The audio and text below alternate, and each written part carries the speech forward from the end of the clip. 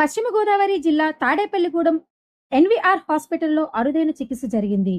దీపావళి బాణాసంచా కాలుస్తూ శరీరానికి తీవ్ర గాయాలైన ముగ్గురు బాలబాలికలు ఎన్వీఆర్ హాస్పిటల్లో ఆశ్రయించారు. వారికి ప్రథమ చికిత్స చేసి అనంతరం వారి తల్లిదండ్రులతో మాట్లాడి కాలిన గాయాల తీవ్రతను తగ్గించాలంటే అవసరమైన సర్జరీ చేయాలంటూ డాక్టర్ నూకల దుర్గా సూచించడం, దానికి తల్లిదండ్రులు అంగీకరించడం జరిగింది. వెంటనే స్పందించిన డాక్టర్ నూకల దుర్గా హైదరాబాద్కు చెందిన cosmetic and plastic surgeon doctor Nishant సాధనలతో విషయాన్ని వివరించారు. సర్జరీ పాసిబుల్ అని చెప్పడంతో కాస్మెటిక్ అండ్ ప్లాస్టిక్ సర్జరీ నిశాంత్ను పిలిపించి విజయవంతంగా పిల్లలకు సర్జరీ చేశారు. దీనిపై కాస్మెటిక్ ప్లాస్టిక్ సర్జన్ నిశాంత్ సాధనల మాట్లాడుతూ, రీసెంట్ అడ్వాన్స్ టెక్నాలజీ ద్వారా కాలిన గాయాలపైన ఉన్న చర్మాన్ని తొలగించి కృత్రిమ చర్మం అమర్చడం ద్వారా ఈ చికిత్స చేయడం జరిగింది అన్నారు.